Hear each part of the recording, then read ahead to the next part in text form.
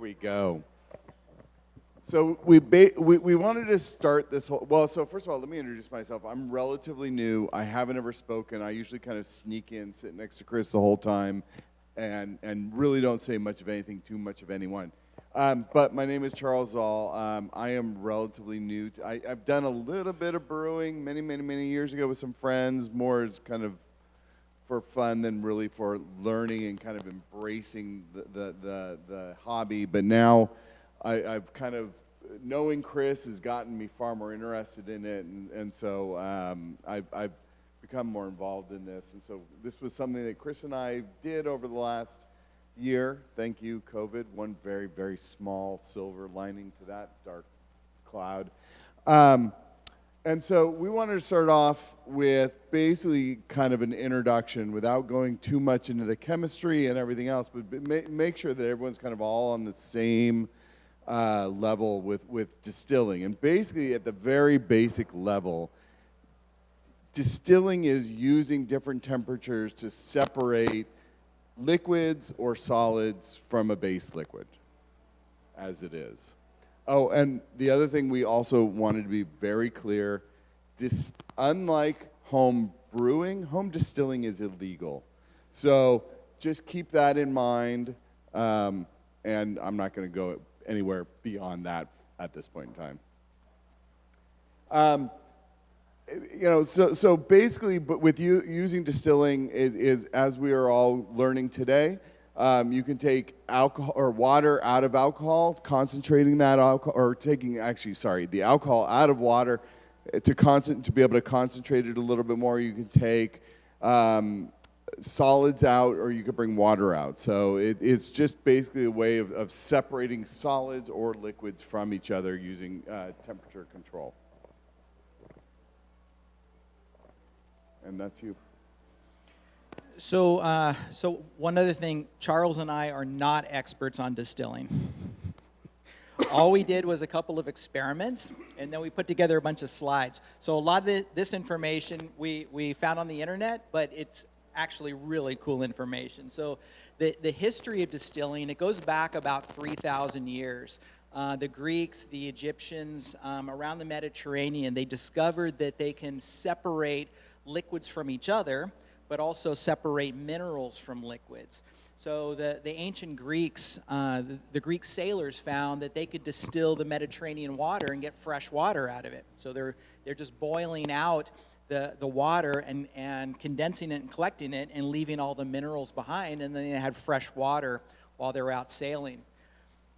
Most of the ancient distilling, though, was used for either religious or medicinal, was also religious purposes. So they would distill wine and then either set it on fire to make magic out of it, or they would give it to somebody who was sick and make them drunk, which meant it healed them. So they did that for a couple millennium, and that's what distilling was. I have no idea which button to press to move on. Is it the one with the big play button? All right. So the modern history of distilling starts about 700 years ago. And this is when they discovered that the alcohol that was coming out of their distilling was, it was not only tasty, but maybe it actually had some medicinal purposes. So they called it the water of life, or agua vitae. And they would give it for people who were healthy, or whether you were sick, didn't really matter. People were getting drunk and feeling the health benefits of it. Then around like the 1400s, home distilling started, predominantly in Europe. And so this was back when it actually was legal to distill your own. And it took about 300 years before we started seeing the first commercial distilleries. The oldest distillery is still in operation in Northern Ireland. It's Bushmills. And I'm going to Ireland in September, and I was planning on going to Bushmills, but I would have to cross the border, and COVID kind of making it difficult to cross the border. So I'm not going to get to go to Bushmills. Anybody who's a Scotch drinker, the oldest distillery in Scotland is actually on the island of Islay, and it's the Bowmore. distillery, and I think it's from about 1778. And anybody who knows Scotch, Islay is known for the peat. So 1608 for Bushmills, 400 years ago. Now, when they first started making distilled alcohol for drinking, there was only two. Thanks, I need that reminder. There was only really two kinds of distilling that was done. You were either going to make whiskey or brandy. So you would distill beer or you would distill wine, because those were readily available. Beer's gone back 5,000 years, and I think wine is probably about the same amount of time. But then about 300 or 400 years ago, it started to become more complex. People found that you could start distilling potatoes and sugar cane and all kinds of different sugars. And so vodka and rum were invented. And whiskey, anybody who's a whiskey drinker, you know that it's broken down by different kinds of grains. So we have rye whiskey that was just given away, barley whiskey, all kinds of different locations, whether it's from Scotland or Ireland or Canadian or Japanese whiskey is very good as well. So whiskey has now been subdivided quite a bit. Also, whiskey, depending on whether it's called Scotch or bourbon or different styles, they actually have almost BJCP descriptors around how those whiskeys can be made. Bourbon is only in a brand new cask that was flamed, whereas Scotch has to be in a reused cask. It cannot be in a brand new cask. Oh, we have a new speaker.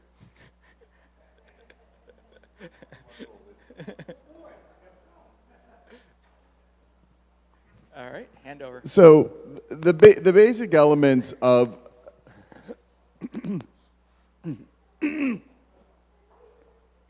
the basic elements of a still are very, very simple. At the very stripped down is you have a boiling pot. That's where you put your base liquid that you're trying to distill. Basically, the condensing tube. So as the liquid is heating up and it starts to evaporate, it goes through the coil, which gets cooled down through usually in a separate pot, and then it condenses into the new liquid and collected. Now, this is typically the big copper pots are typically what are shown, though you can get very easy home setups through Amazon. So regardless of what I said before about distilling being illegal, owning distilling equipment is not illegal, because you can do essential oils, you can do distilled water, you can do lots of very legal things with it, which is all I've ever done. If anyone from the authorities are watching this right now. But this is what we used or would have used if we had really done this. But it basically is set up like that, a stainless steel setup. So how to make whiskey is pretty straightforward for many of you. The first steps are very similar to everything that you all have already done through your own home brewing. The malting, the malting of the grains, the mashing, the cooking, the fermenting, that is all the same. It's then the next steps have a tendency to differentiate.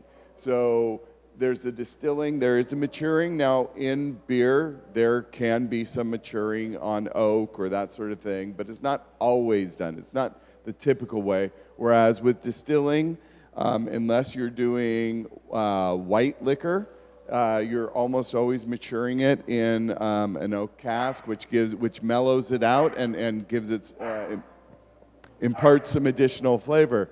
Then typically mixing as well for adjusting the flavor, and then diluting it, getting it down. Because when you distill it, the distillation can go as high as 100, 110, 120 proof, sometimes higher, sometimes lower. And so when you do your final blend, and when you age it, after you're done, you can typically bring it down. Typically, alcohol here in the United States is about 80 proof for 40% ABV. So now, typically the way it's done, or at least for home distillers, I've never done this as a professional, so I don't know how it's done there. Typically, as a home distiller, what you do is, if you've ever watched Moonshiners on TV, which is a side note, great show, it's a lot of fun to watch. They collect it in mason jars and they number them, so then they're able to see as the collection goes all the way through. Typically, for when you're distilling, the first, a certain amount, and it can be anywhere from a few ounces to a full jar. That's called the foreshot, and we throw that away because a lot of times that holds the methanol, which that's the bad stuff. No one wants to drink that. That's what makes you go blind. That's what makes you very sick. And then you start getting into what are called the heads, the hearts, and the tails. And those different sections have different characteristics, and they're sort of grouped in, lumped in. Hearts are typically what are used and collected and put together for the finished project. Now, sometimes, however, because of the different flavor characteristics in those three different groups, sometimes distillers will use some heads for additional flavors or tails for additional flavors as well. Yeah, John. Yeah, this is a question I have is can you taste the difference between the heads, the hearts, and the tails? So, question is, between the heads, hearts, and tails, can you taste the difference between them? Yeah. Is my first question, and then do you reuse your tails? So, very good question. So typically, what a distiller will do, they will do tasting along the way. Now, you have to be careful, because if you're tasting a little bit from every one, by the time you're getting to the 20th jar, you're really not tasting much of anything. So typically the way it works, at least the people I've spoken with, is they'll take from several jars along the way. So they're kind of tasting that progression as they go through to get a general idea of, like, okay, I'm out of yes, and so I'm out of the heads, I'm now in my hearts, this is one to collect, okay, now I'm out of my hearts, I'm into my tails. And yes, frequently home distillers will keep their tails, and then what they'll do is they'll use that to actually spike their next batch to try to keep that consistency among batches. So, yes. There are ways of testing, and actually I've looked into it. There's a couple organizations you can send in samples, and they'll be able to tell you what your level of methanol is. I believe White Labs does it as well. Don't quote me on that, but I believe where you can send in and they'll do a full analysis and let you know what it is. So, sorry, Nick.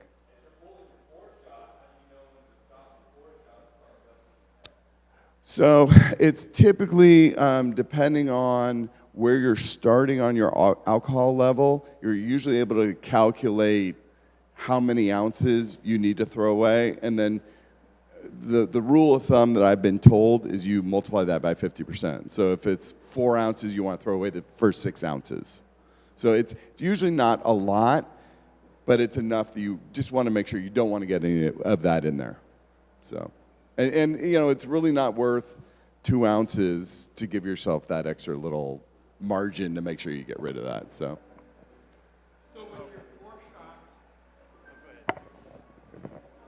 with your 4 shots and your early heads, yep. Rather than dumping them, could you dump them in your gas tank and burn them in your car since it's mostly methanol? I've never tried that. Feel free and let us know how it works out in the next couple of sessions. I would not recommend it, though. I have found recipes for being able to distill alcohol or fuel from alcohol. I have not personally done it, so I have no experience in that. I really can't speak to that at all. So So if you were to make the decision to illegally distill hard liquor at home, Yes. how much do you think a 5-gallon batch of beer would produce in hard liquor? So it depends on where you're starting, obviously. Okay, what the question was, if you had, say, 5 gallons of Sorry, beer did I to not- start with, how much do you end with in hard alcohol? And the answer is it depends, because it depends on what you're starting with. So typically, if I were just distilling with true yeast that's made for whiskey, then the end product's can be somewhere in the 15 to 20% ABV range, right? Now, if we're talking homebrew for beer, it can be anywhere from 4 to maybe 8%. So if you're going for 40% ABV, and let's say it's an 8%, then you're gonna end up with about a gallon at the end of roughly. So, any other questions? Yeah. So that's a really good question. Now, Repeat it. okay. Sorry. The question was, can you distill homebrew that's gone bad? Now, I guess it depends on what you mean by gone bad. Distilling actually allows you to fix many problems you may have in the original fermentation and process for developing. But it can't fix everything, and it really kind of depends on the beer itself. So, and we'll get into kind of how we started this whole process, where, so I guess it depends on gone bad, how you define gone bad. So the answer is maybe. Yeah, if it's infected and sour, probably not, because a lot of those flavors are still could possibly, I mean, you can try it, but especially if it's gone sour, a lot of those flavors can still come through afterwards, so.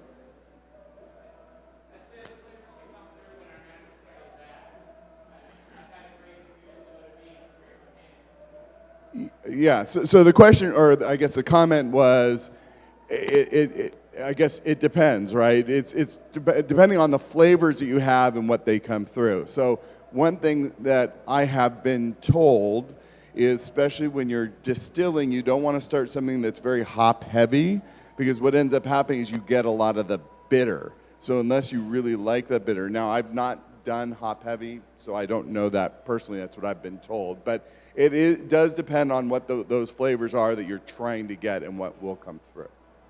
So, okay. So a little bit about us. Distilling for me was just something to do that it kind of came about through COVID. Sitting around the house doing a lot of nothing. My wife decided that, hey, we need to stock up our bar, so I did my part by trying to make our own. And so I was really starting to enjoy it. Unfortunately, I had to take a break because we started just, remodeling our house, and everything got torn out, so my whole distilling area went away, basically. So, and hopefully I'll get to restart in the next couple months, hopefully. So. And I've been home brewing for 3 years. I belong to both Quaff and Barley Engineers. I've done collaborations with other home brewers, and I was very honored to have a collaboration with Belching Beaver. And I've also had a number of medals that I've won in different competitions across the country. So Charles and I have been friends for about 15 years. We met through youth soccer. Our kids played soccer together. And we've just been in touch, playing Dungeons and Dragons and drinking beer ever since. And so that led us to our collaboration. Yeah, so I had started off with, Chris does his home brewing at home, and I was doing some distilling at home, and I had tried some vodkas, and I had made a real mess of it because, like I said, I had brewed beers in the past, but it had been many, many years ago, and I had forgotten a lot of the techniques. So I made a batch of vodka, and I pitched my yeast when it was way too hot, so it expressed all these horrible, horrible flavors. And so I turned to Chris to kind of like, okay, now remind me, how does this whole fermentation process work? And so, on the homebrew side, I've had a lot of great beers, and I've had a lot of flops as well. And some of my flops were because I didn't write the recipe properly. Sometimes I just didn't have the right process to it. And I'm not afraid to dump a batch. If I got 5 gallons and I don't like the flavor of it, even if it was a well-made beer and I don't like the flavor of it, I have no problem with dumping it because it's only $40, $45. I know a lot of people cringe over that, but I brew almost every weekend, and I can't drink 5 gallons of beer a week, so I will dump beer. So that led us to our happy accident. As I said before, the Belgian beers is what got me into brewing. And my Belgian triple, I find that to be the most difficult style of any style I've done to get it right. And I know a lot of people brew Belgian triples and really like the flavors of them. I've become very picky. Is that me making that static? I've become wow, this is a much more sensitive mic. I've become much more picky about how my Belgian triple is supposed to taste because of my trip to Belgium, and that I went and bought every possible Belgian beer I could find and comparing them and rating them of what do I like about them and what do I not like about them. So my Belgian triple, on my 4th attempt, I submitted it to a competition in Texas, and it won a gold medal, and I hated the beer. It won a gold medal, and I was all excited, and I got the ribbon back, and I was just going to dump the beer. I still had like 4 gallons left and just didn't want it. And so this is what led to a discussion with Charles. Is he said, well, wait, I'm distilling. Why don't I take this and see what I can do with it?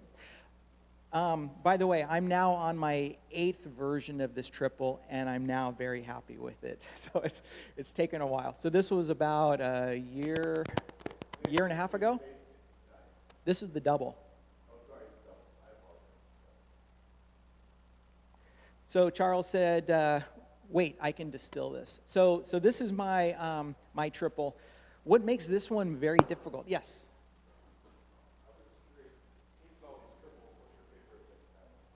Question is what is my favorite triple? My favorite triple is the Triple Carmeliet from Bastilles. It is, it's based on a 350, 400-year-old recipe from the Carmelite monks, and it was lost to history. And Bastilles, they found the original grain bill that the monks had ordered grains from and recreated the recipe. And nobody knows what that recipe is. We all share recipes, and we're all really open. In the U.S., breweries will often just give you their recipe for their best beer. The Belgians don't do that. And this particular brewery, they hold tight not only on their recipe, but they also blend yeast. And they will not say what yeast is in it or how they blend it. But that's my favorite, is the Triple Carmeliet. So that's why that's the one that I keep trying to make over and over again. And I think I have finally reached the point where I like it. So this particular one, it's mostly Belgian Pilsner malt. What makes the Triple Carmeliet difficult is it has wheat and oats in it. It's not just a barley beer. But what I find making any triple difficult is there's not a lot of malt to hide your mistakes. It is a very high alcohol beer with a lot of punch to it, and there's no hops or malt to hide behind. You have to be really precise with how you measure your ingredients, and in particular, how you treat that yeast. So in this particular one, I use the Westmalle yeast in it, the 530. And that one I find brings out some of the citrus flavors in it. And I did this one at 68 degrees. I usually hold this one for about 2 or 3 days, and then I do a controlled rise. Some people talk about just let it free rise, and I do a controlled rise. And we'll talk about free rise when we get to the Belgian double, which is the one that we made this whiskey out of. So these are all the numbers, 8.3% ABV. This particular one I did as a carboy fermentation. This was before I had my my conicals. I also had limited temperature control when I did this one. Even though this one won a medal, it was very difficult to control the temperature. I had ice bottles surrounding that carboy every single day, swapping them in and out of my freezer. So there's no vacation. There's no going away for the weekend. I am babysitting a beer. And this one took 2 weeks in primary and 4 weeks in secondary, so it was a lot of babysitting. I didn't like it because it was too fruity, and also it had a little bit of alcohol heat. Now I think that was because I wasn't able to control the temperature properly. So the whiskey. So we started out with Chris at the time wasn't kegging his beers, he was bottling his beer, so he actually gave me like 4 cases of beers, I think it was, that I then poured into the still. I started this where one thing I would say, and we kind of talk about it later, but give yourself a lot of time. It's just like brewing, right? When you have 5 gallons of a liquid and you try to get it up to 180 degrees, it's gonna take you a little while. So started at about 5:30 in the evening. Took about an hour and a half, 2 hours to get before the foreshots started appearing. Threw those out. Excuse me. Once the temperature was up, stabilized the heat at about 183 degrees. Collected the distillate. In mason jars. It was starting to get late, so I actually didn't go through the whole thing because I was getting tired. So I actually just stopped it at that point. And so as kind of going off of what John asked earlier, I tasted the first couple and they were really harsh. So I was kind of like, okay, those are the heads, and then got into the hearts, and then used most of them and combined them all. Now, one of the things that Chris, when he does his brewing, that he really likes doing is he likes staying very authentic. That's a great word to use. Authentic with the kind of beer he's using. So when he makes a Belgian, he uses yeast from that region. He uses the grains from that region.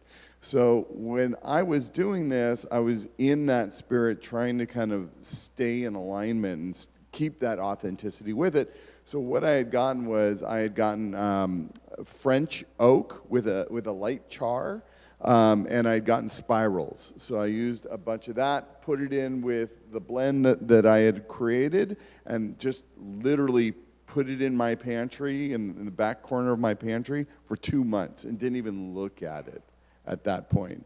And what that oak does is it mellows it out. It can take out some of the harsher flavors and add sometimes some more of that buttery flavor.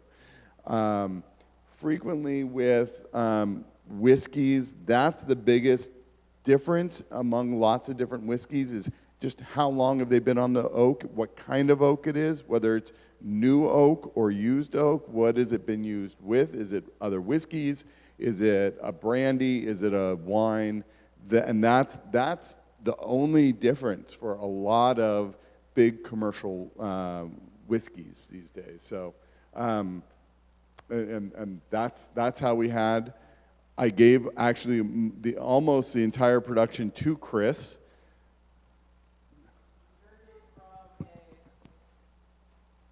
He turned it from a beer that I was ready to dump into a whiskey that I wanted to drink it every night. It was a very good whiskey. I was very happy with the outcome of it.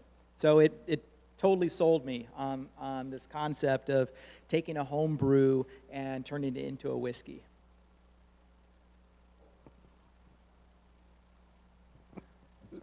So because that was a relatively successful experiment, if you will, basically what we did is we sat down and we said, okay, well, that seemed to work out pretty well. Let's do this in a more controlled manner. So basically what we decided to do is, how do we create this where it's the purpose of the batch is going to be for distillation. We sat down. Chris suggested we do the double. I thought it was a great idea. He decided to do a 10-gallon batch instead of his typical 5-gallon batches. And then basically what he did is he split it in half, fermented one half of it like he typically does in his conicals, and then put the other 5 gallons in just a glass carboy and just put it out in the back of his garage and just let it have fun. And that's what once it was done, that's what I took and then distilled off. So.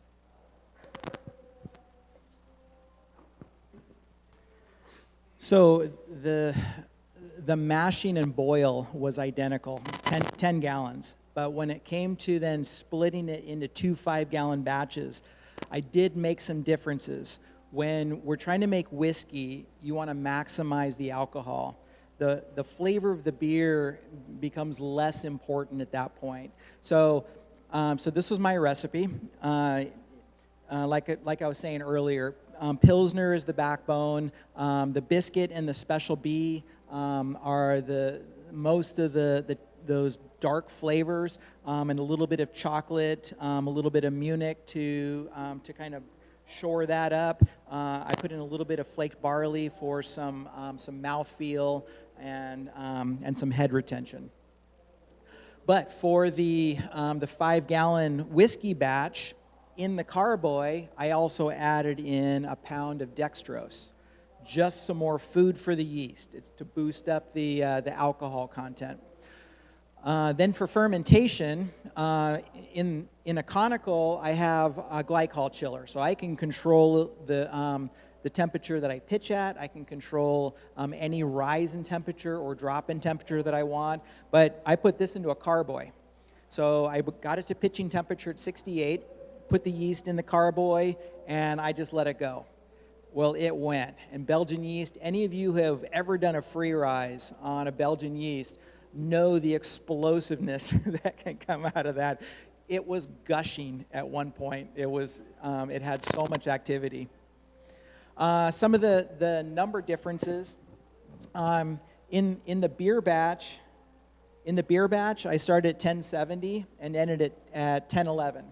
But in the whiskey batch, by adding a pound of dextrose in, I got another 10 points, and it still finished at 1011.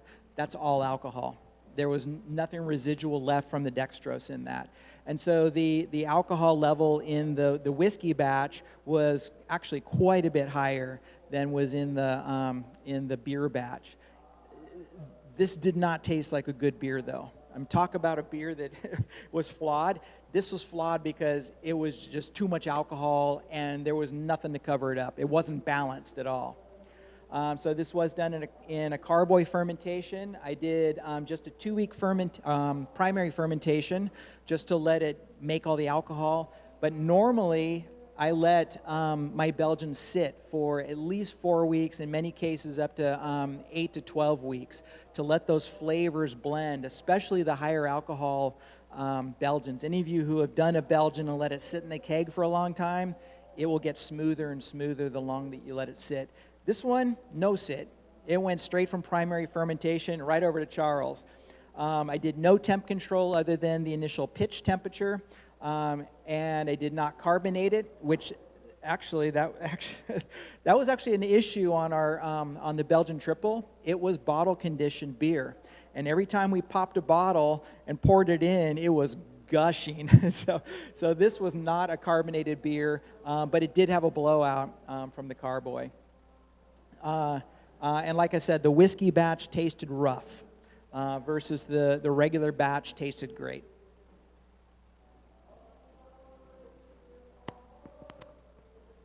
Now this time I was actually able to start with a little more than 5 gallons. Started later in the evening. Once the 4 shots started, and I was able to throw out a little bit more.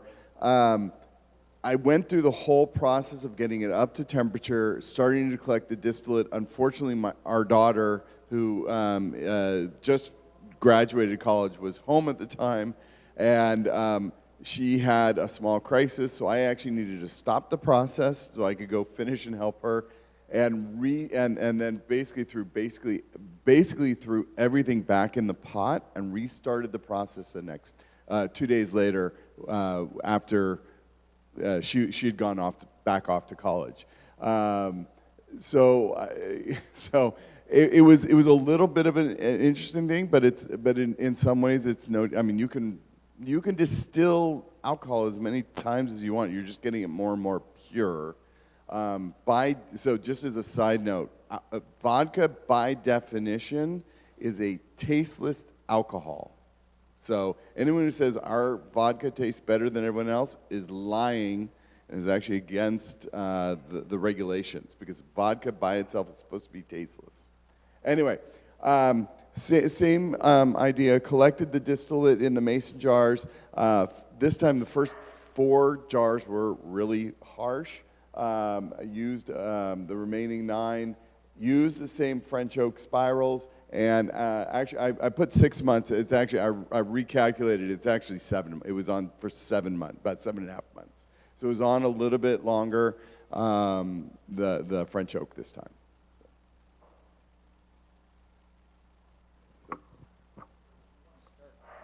Pouring it. Actually, hold it up in the light first.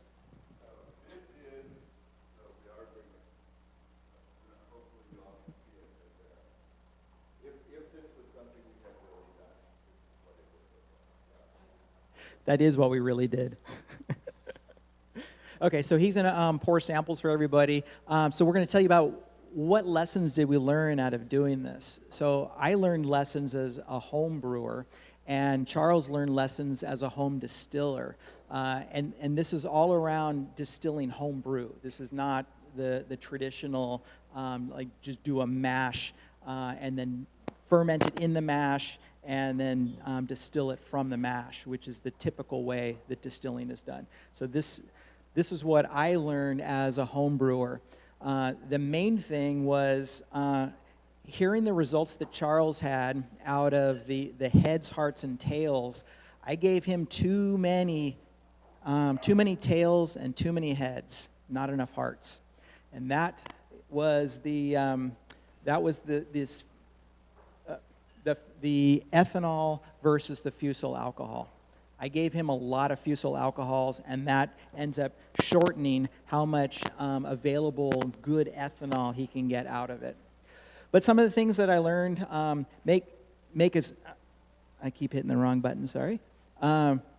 Make as high of an original gravity as you can, and get a low final gravity as you can. So use a huge grain bill. And then for fermentability, make sure that you use really fermentable grains. So we did this as a Belgian double. I put a lot of grains in that are not very fermentable. We still made whiskey out of it, but out of a 5-gallon batch, we got 1.5 gallons of whiskey out of it. If you use very fermentable grains, you could get a lot more alcohol out of it. So if all I used was Belgian Pilsner malt, then we could get a lot more alcohol out of it, but it wouldn't have the Belgian character that we were able to pull out of those specialty grains. So when you're mashing, you really only want to get the small chain sugars out of it. Basically, feed your yeast. It doesn't matter what the drinker gets, because the drinker is not going to get any of the larger dextrins. High attenuation. So definitely select a yeast that is really good at making alcohol. If you pick one that only does 70%, you're just leaving a lot behind. You want one like the San Diego Super Yeast would probably be a really good one. What did we get out of that, John? Like 85%, something really high. And no fusel alcohol. And so this was where, when I let that beer free rise, which I've read that the Belgians themselves, the Abbeys, actually let their beer free rise. And so I was just following what I thought was the real way to do it, and not my controlled 2 degrees per day rise. It ended up creating a lot of fusel alcohol, because that yeast was just so explosive that it ended up making a much smaller whiskey run. So the way that you ferment definitely has an impact on the whiskey. Yes. So, you mentioned about the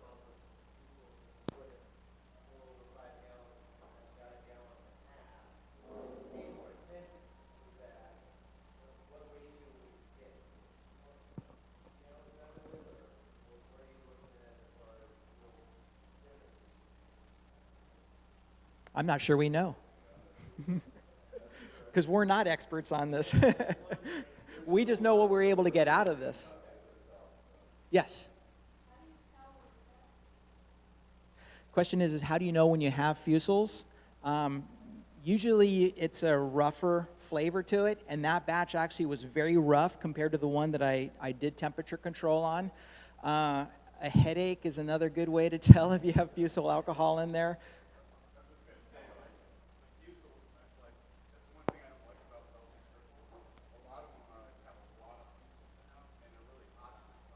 Yes. Yeah, and so in that first batch that we had, my triple, it won a gold medal, and I think it actually had a bunch of fusels in it. So it was probably a very small category that I got a gold in, but to me it was hot, and I think the fusels do that. So I have noticed that there are distillers' malts. I have noticed that there are distillers.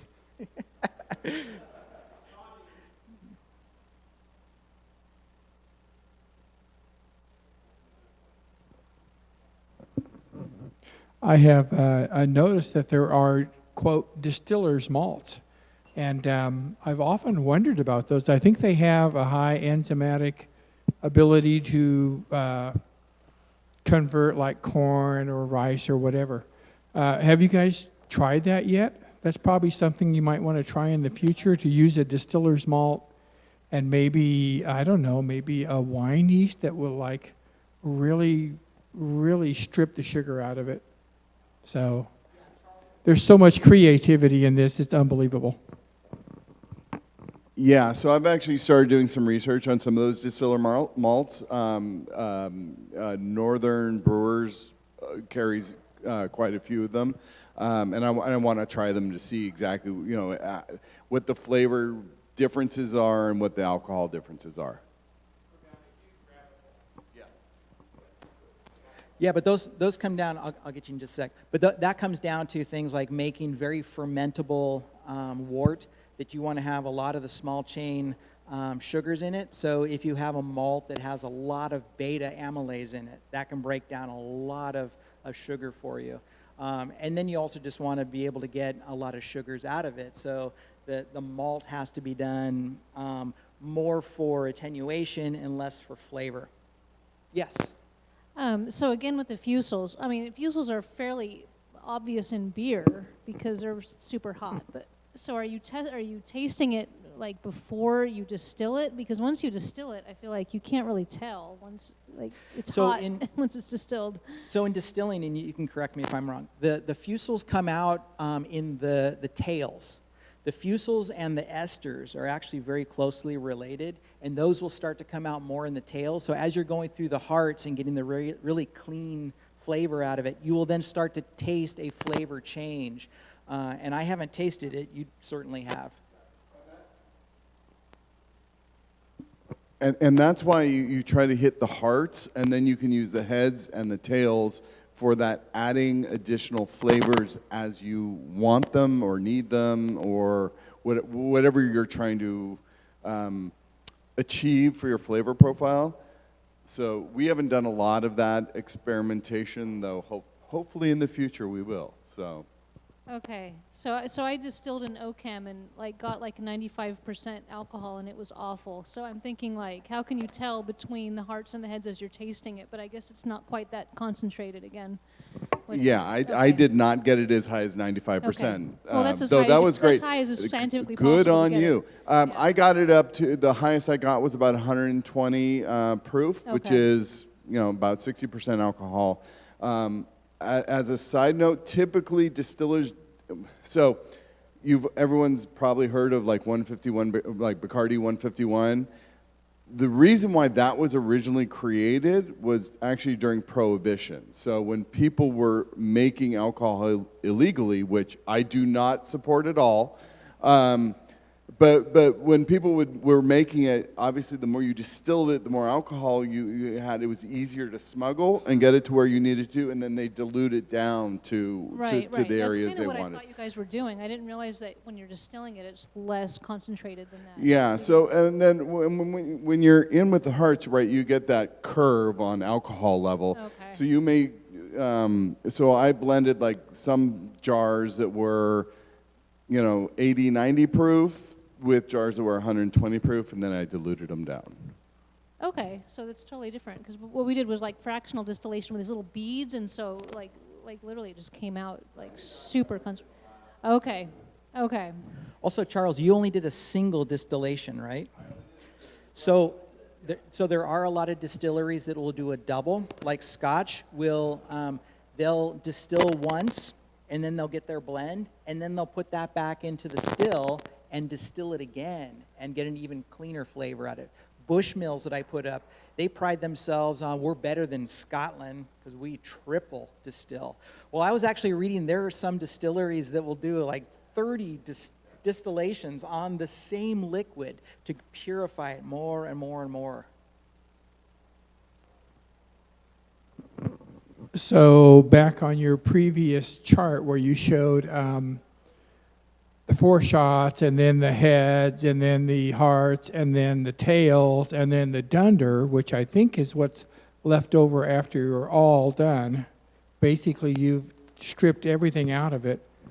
If you were to add distilled water to the dunder, in theory, that could be a drinkable product if you were to, say, dry hop it and keg it, carbonate it. Would essentially be an alcohol-free beer that you could consume without throwing it away. So I don't know. I just don't like to throw things away. And that's actually one thing to note. The experiments that Charles and I did is a very inefficient way of making whiskey. Distillers do not make beer first, especially don't throw hops in it and then distill it.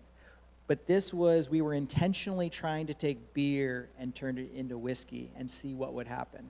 But your questions about distilling malts using champagne yeast or some high attenuating yeast that can live in high alcohol environments, those are all ways that normal distillers will make their whiskey and not have so much waste like we did.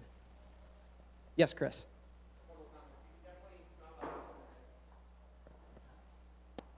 In the double?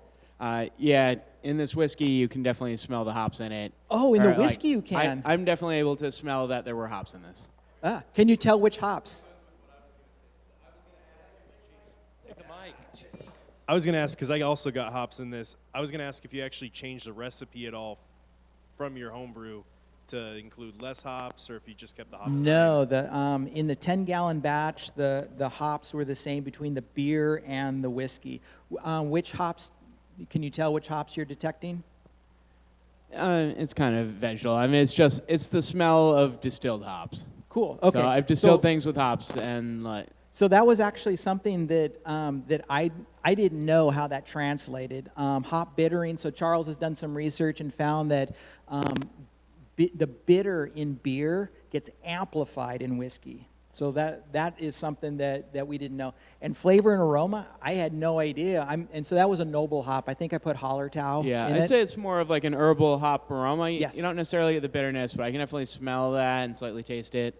As far as Stan's dunder comment, I've done that before and served it here. Like I took a Booze Brothers were actually one that I served earlier. I kept the dunder from that and carved it up, and it wasn't terrible. It has a little bit of a cooked taste to it, and when commercial dealcoholization companies are making non-alcohol beers, they're doing a very low temperature vacuum distillation, and so they're heating it just a tiny little bit under vacuum and getting it to boil off with that way so that it's not adding a lot of heat and giving it that cooked flavor.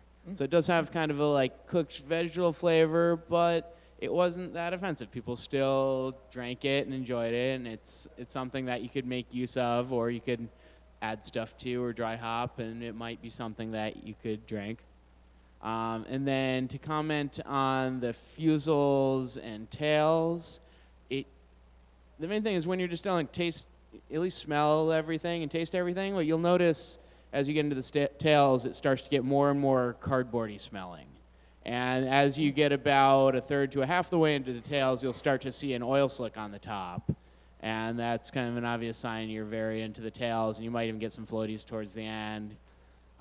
So like you see more of that. And I like to just do, if I were doing such things, I'd like to have a whole table lined up of mason jars, and at the end, figure out those cuts. You know, the first couple are going to get thrown out as heads, and the last few are just going to all go into the same jar because they're clearly tails. But then start to play with blends, you know, do little like teaspoonfuls blending things and figure out where you want that cut, and maybe even blend in a little bit of some jars at the edge of your heads. So like, you know, okay, maybe these 8 jars are your heads, or are your hearts, but maybe you take a half of a jar next to it for heads, or maybe even like the one beyond that for a little bit of the character coming from it.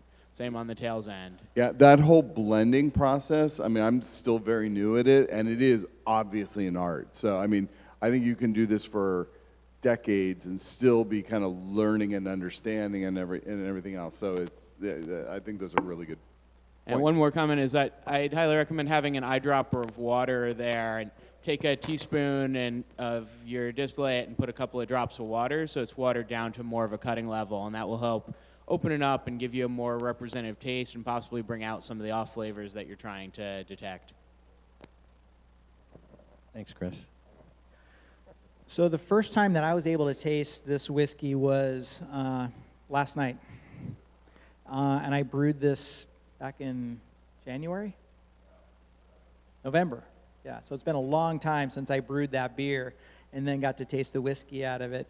So there are a number of things down at the bottom down here that I have no idea as the brewer side of it, what the impact of that is on the whiskey side, because we've only done this once. So it's great to hear comments like you're actually able to get the hop flavor out of it. So that means some experimentation could be done on the flavor and aroma additions. Definitely keeping the bittering down. And it just turned out Belgian beers are naturally low bitter. So I think we just got lucky that we weren't trying to take an IPA and turn that into whiskey. But things like the esters and phenols from the yeast, there could be things to play with on that. Other spices, fruits, and flavorings in the beer.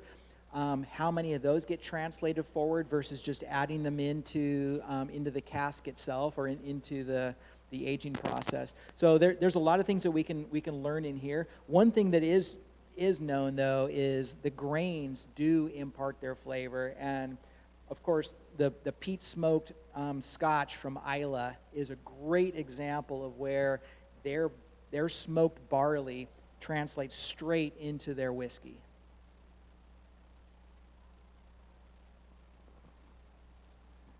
And so lessons learned on my side, again, I'm newer, so a lot of this may be very obvious to you all. So, you know, give yourself time, because there is a lot of, it takes a long time to go through, heat that all up, and distill it down. So as you're collecting all those jars, it takes a long time, as I found out because I had to stop halfway through on the second batch we did. Also, at least with the setup that we used, or that I used, make sure that you have everything planned out, set out, ready to go. Because once things start going, once you start collecting jars, and also making sure that the coil is staying cool so that you're getting your distillate and everything else, you're constantly, you sit there for an hour and a half waiting for it to come up to temperature, and then you're just making sure that everything is still working the way it's supposed to do. Equipment, it's just like, again, with your brewing equipment, make sure everything, you check it beforehand, and you make sure everything's clean and everything else. Distilling does have the unique thing, though, it can be, if it gets plugged up, it can become, you're raising your temperature, you're raising pressure within that as well, and that can be dangerous. But as long as it's open and it's able to come out, pressure is able to be relieved, you don't have to worry so much. Yep.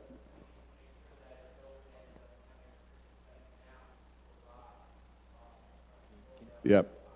And I've heard so saying that, what he said, just for anyone who didn't hear, also when it's cooling down, it can implode because you're doing the reverse of what you did before. And so that's also why it's really important to make sure your equipment is clean and in good condition, because you don't want clogging in any tubes or anything else. So, temperature. One of the things when I originally, the few batches I did before working with Chris, I went hard and fast because I just wanted to get it done, and that's not the right. I mean, I think that helped contribute to not a great product at the end. So for the boil, keep it nice and slow. It also makes it a lot easier to make those cuts when you get to the foreshots, the heads, the hearts, and the tails. Because if you're just cranking it up, things are going to come out, and it's all going to be much more mixed up and muddied, and you're not going to get quite as defined in all those three buckets. Condensation, got to keep it cool, otherwise it's just not going to work. For collection, for me, I think I mentioned it earlier. I'm still kind of learning where are the heads, where are the hearts, and where are the tails. So hopefully, as I do this more, I'll learn it more. It's very much I think you refine your taste the more and more you do it, kind of understanding this is good, this is not good. Blending, I think that comes down to. I have talked to other people, and I've tasted other home distillers' products, and they loved it, and I did not. So it does also come down, just like with beers. You may make a beer you love, and someone else may not enjoy it as much. I think it's the same sort of thing. Blending is very much to taste. I'm always an advocate, make what you enjoy. Aging, also personal taste. I mentioned that a little bit earlier. Depending on how you do that aging, you don't have to age. There's plenty white liquors that come out that they don't do any aging on. If it's clear, they haven't done any aging on it. If there's any color, they've done aging on it. And how you do the aging, whether it's American oak, French oak, whether that oak has been used before or not, whether it's a light char, medium char, dark char, there's all sorts of things you can do. I would recommend playing with it, testing it, and seeing what you like. I chose the French oak simply because of what Chris had done, trying to keep that authenticity. But looking forward to it, I want to do some more playing with it to kind of understand a little bit more of how it works. Yes, well, I think I mentioned it before. So it was what I had were basically oak sticks, and they were in a spiral with a light char. So obviously having that spiral gives it more surface area where it's connecting to the liquid itself. And that obviously, the more surface area you have exposed to the liquid, the less time you technically have to keep it on, though you do continue to get benefits the longer you keep it on. Mistakes, I think I mentioned this before. Distilling can fix mistakes in your original product. That being said, the better, just like code, right? Garbage in, garbage out. The better it is that you start with, I think it's going to much easier it is to start with an end product that is good. So that's, I think, where I benefited a lot from. I started with what Chris created, and he makes phenomenal beers, in my opinion. So I think so if it's not good, you don't like it, it's all my fault. It's not Chris's at all. So it can fix mistakes, but it's always better to not make the mistakes in the beginning and start with a better product. So it's an ongoing learning for me, for us, and we've enjoyed it so far. Hopefully we'll keep doing it. So just I threw these up here. These are what I have at home. Some of what I have at home. This is a fun book right here. It's written by the two guys who created the first legal distillery in New York City since they started, I believe, 13 years ago, but it was the first legal distillery in New York since Prohibition. Home distilling is really basic, but it really gives you the basics. It's a lot of fun. And then Drunken Botanist is a fun, it's a fun book to read because she really goes into the specific herbs and everything else that you can be used while you're distilling things to impart different flavors. So, which is great if you're really interested in spiced rums, gins, that sort of thing, though she does go into a little bit of what you can add into whiskeys and that sort of thing to impart additional flavors, just like if you were throwing orange peel or coriander or that sort of thing while you're making a beer. So, but those are fun. Those are obviously not complete. Those are just 3 ones that I happen to have, so that I thought were enjoyable. So, any questions? Yeah? The whiskey that you shared tonight, Yes. was it at cask strength or did you dilute it to an approximate? So it was at cask. So it was at about 40%. So it was about 40 40% ABV. I diluted it down. So I blended it to, if I remember correctly, it was about 49-50%, and then diluted it down just a little bit. Add distilled water.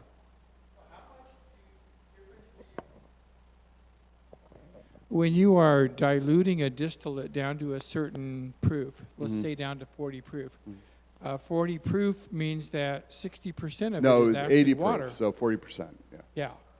So, 80 proof, 40%. Yep. So that means that approximately 60% is technically water. How much difference does the water character make in the finished product? If you're using distilled water versus water with certain ion concentrations, I'm sure it must make some difference. I'm sure it does. So it's traditional for distilling to dilute down using just DI water. Beyond that, I didn't add any other characteristics to the water itself as I was distilling it down. Now, Chris can maybe go a little bit more into the water characteristics as you brewed it. But once I distilled it, I just used DI water. So I didn't see a slide on a lot of the safety concerns with distilling. Do you want to cover that, or do you want me to? go ahead. Okay. So there are a number of inherent safety concerns that are very important to consider if you're going to distill. The least of which is the distillate you're producing. We talked about methanol, but that's really pretty minor compared to a lot of the other issues. So a huge issue is the fact that a lot of people use open flame. So you should think very carefully about using an open flame for distilling. There's a lot of electric options, especially these days. Now you've got very high alcohol next to an open flame. I've had incidents where the flask fell off the collection shelf onto the ground, and if that was next to an open flame, that would have burned my house on fire. So very important to consider that. Also consider the alcohol vapors you're producing. If you're in a closed space, you can have a lot of alcohol vapor that you're breathing and or could ignite. You don't want the alcohol touching any plastic. Alcohol is a very good solvent at high concentrations, and a lot of things you can get away with home brewing, like a plastic hydrometer tube, you probably shouldn't try to do for distilling. So glass jars, glass hydrometer tube, avoid tubing unless it's specifically rated for alcohol. I think those cover the main concerns, but if you're going to do such things, be very careful and take that in consideration. I think one of the biggest things, and you pointed out, is when distilling, either make sure it's very well ventilated or you're outside. So and I think you said it, is because you are working with alcohol vapor, which is very flammable. So be very, very careful. It's not, be careful. We don't want anyone to get hurt. And one thing I'll mention while I've still got the mic is consider filtration or sources of carbon. I'm not sure if you did that for these, but you can either put activated carbon sticks in your distillate or run through a carbon filter. There are many options that can make a much cleaner distillate, and that's generally done post distillation and you You can do it before or after the blending portion, but pre-aging to get a cleaner distillate out, and that will taste much cleaner if you're doing something involving carbon. In an American oak barrel, that's the char in the barrel, the very deep char. But a lot of the lighter toasts of oak aren't really contributing that, and so you can use sticks of carbon or Brita filter. There are various options. Cool. Thanks, Chris. Yeah, I have a question, and I'll get to you in a sec. How many of you have actually done home distilling? I know Chris and Charles have. 3, 4? Very cool. Yes? Were the spirals actually charred, or were they just like the ones they use in wine? They aren't charred; they're just charred. they are charred. Yeah, Okay. it's a light. Sorry. Yeah, so it's a French oak in the spiral shape, and it's a light char.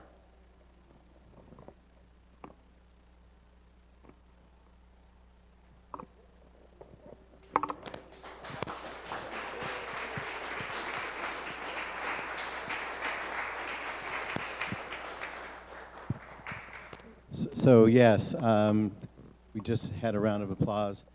So cheers to Charles and Chris for putting on a really nice presentation for us. Cheers. Thank you, gentlemen. We got a couple of new members who stepped up and gave us a lot of good information and some tasty whiskey, by the way. Thank you very much.